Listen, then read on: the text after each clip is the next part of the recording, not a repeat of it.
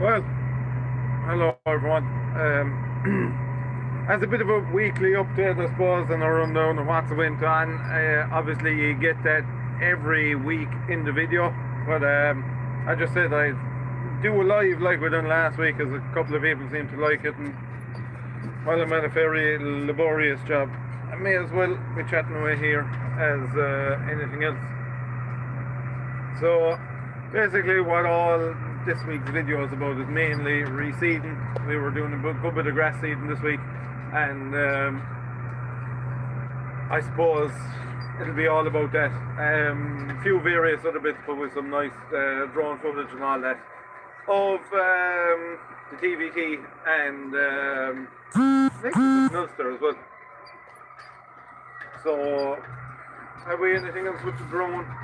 We had something else with the drone. Probably had the discs on with the drone as well, I'd imagine. So yeah, that's kind of what all this week was about. It was mainly grass reseeding, and if the weather isn't too bad next week, that's what next week will be about again. So yeah, if you have any questions, hit me up there on this while I'm on the live stream. They're actually fair handy to them. All you do is hold the phone up and talk away.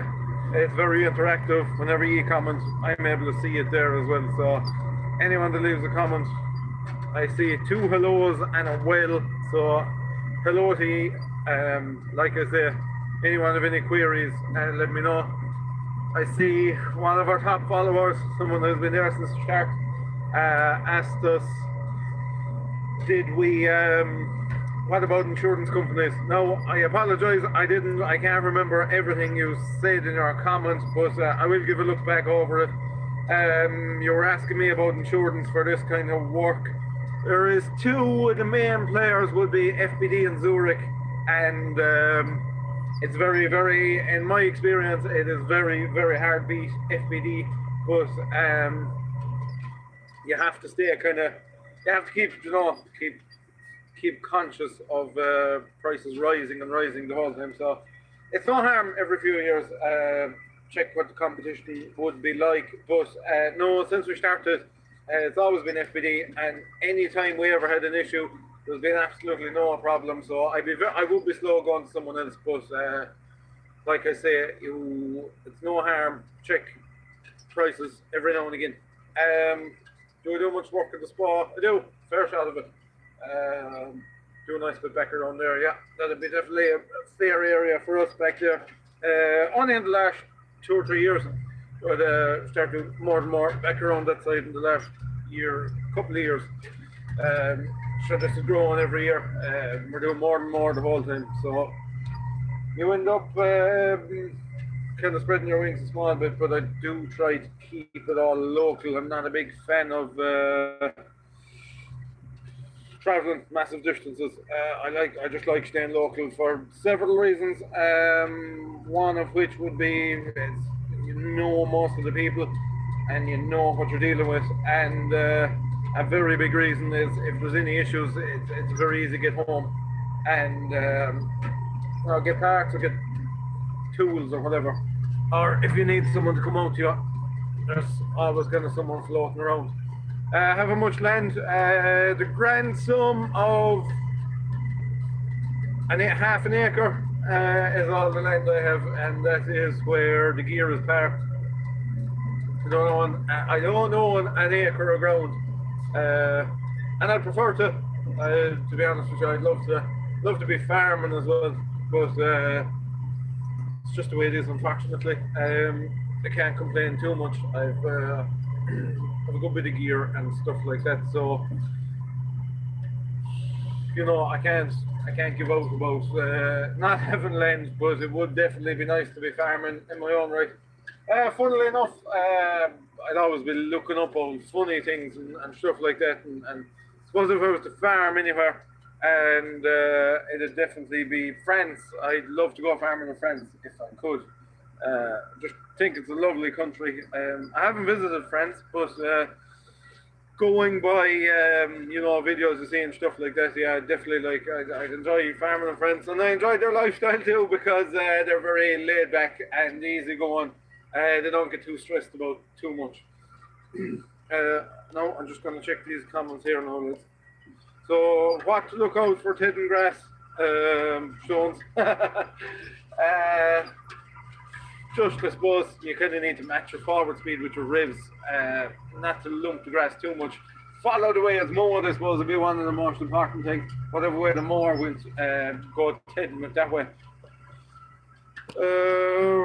What about my comments here now? Can you make, would a 100 horsepower tractor drive a 10-foot trail mower? Yes. When we started out, it was even smaller than the 100 horsepower. We had some very, very small tractors doing the mowing and doing that kind of thing. So yeah, 100 horsepower, walk away with it. People often use the rule of, what is it, 10 horsepower a foot or something like that, but you don't need that. Maybe if you want to put massive volumes of grass into a single row and you're trying to keep in front of an animal of a 700 horsepower silage harvester or something like that, then yes, you would want a 10 horsepower a foot, but you're mowing for balers or you're doing your own bit of mowing. No, 7 horsepower a foot, loads.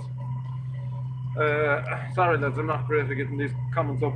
Can you make a living out of contract, and how big would you need to be to survive? That is a very, very good question. It's hard. It's very hard to make a living out of this. Very, very hard to make a living out of this. One of the biggest problems, and I might insult a couple of people by saying this, but it's just a fact. There's too many lads willing to work for nothing in our industry, and that's what makes it hard to make a living out of it. There's very, very few contractors that solely rely on contracting, but if you're very good at it, maybe, yeah, you probably make a living from it. My personal way, I get a bit of a wage out of it. I don't make any massive volumes of money out of it. But that's kind of it, really. It is tough to make a living out of it. Realistically, you'd be way better off going away getting a trade. You'd have a better lifestyle, and you would be better paid. If someone leaving school that was mad for machinery, absolutely stone mad for it, was asking for my advice, no. I know it's hard to fight the bug, but if they really, really wanted to be a contractor, I wouldn't advise it. It's fine. Look, it's fine until you meet someone and you hope to settle down and have kids and build a house and all that. It's fine up until then, because you don't have huge bills. But when you have to face all them things, it's very hard to make an actual living out of it. So I see our man here now. There was our insurance man. Which has the better steering lock, the TM or the CVX? What would have a better lock? Wouldn't be much in them, I would say. The worst lock of the lot is the Massey, but I know it can be adjusted. But because of the loader, it's set to not really lock onto the lash.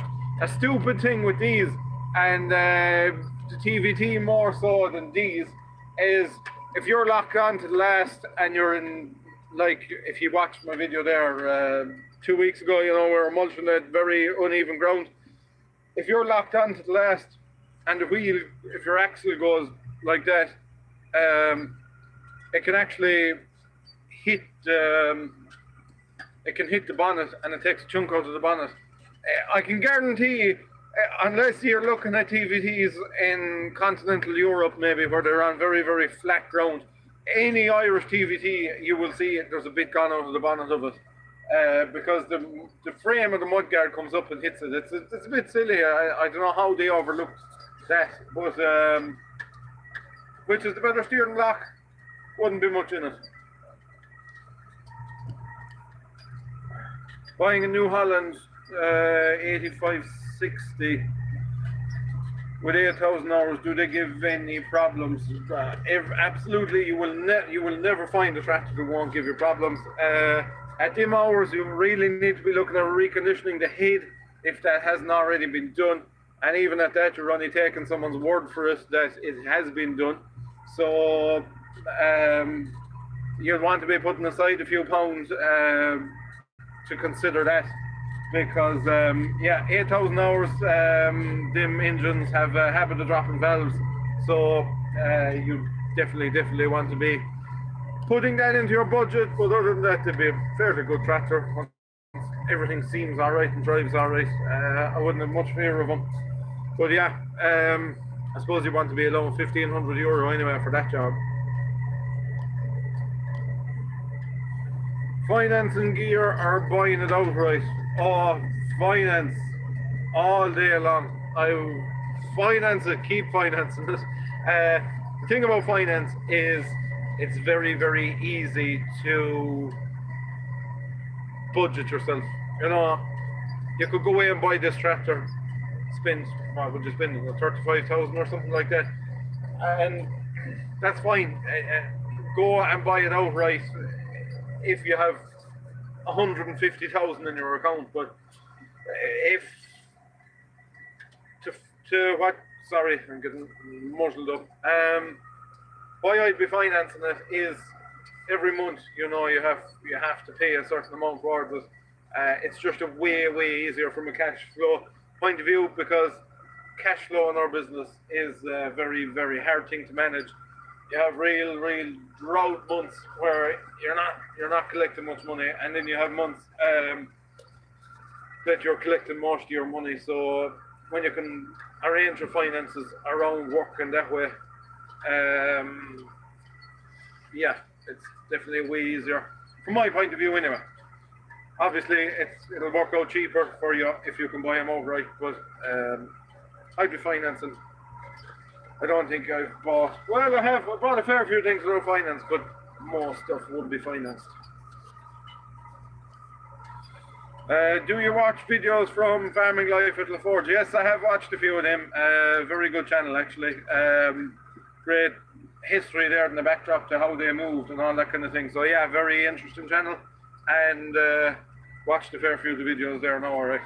Funnily enough, I wouldn't watch that much YouTube. Yeah, I suppose going back, I wouldn't watch many, whatever I am. The blogger would be a right word for it. I wouldn't watch that many of them. I totally by accident, I kind of started doing this thing. I suppose people have been saying to me, you know, you should do that. There's other fellas. There's other fellas at it. Why don't you do it? And so I just started doing it then, and people seem interested in what I'd be saying, so may as well stay doing it. I don't know why we're going out of focus now. Oh, we're back again. Funnily enough, I wouldn't be the best at technological stuff. Opinion on a 7840, I would be lying to you if I gave absolutely any opinion on one, because I know nothing about them. I try to help people as best I can, but I'd never give someone information which is totally inaccurate, because I don't know anything about 7840s, so unfortunately I can't help you with that one. Any way to get into contracting without a farm on the back? Well, that's how we done it. We didn't have a farm on the back, and we started very small. I'd be unique in the sense that I am under 30 years of age, and my first tractor was a two-wheel drive Massey Ferguson. Obviously, that was with help from my parents. We started doing bits of tipping around and things like that. And just, you know, sure, look, what was it costing me? Absolutely nothing. So it was easy gather. It was way easy gather money and buy something half decent in again and keep going. So yeah, it's possible. It's not easy, and it's not. Look, if you want to have, I suppose if you want to have a lot of money for yourself, you'd manage, but you wouldn't be able to buy any gear, if you know what I mean. So it's tough in that aspect, but it is doable. Do you make more money from silage work or tillage work? we don't do any till, well, unless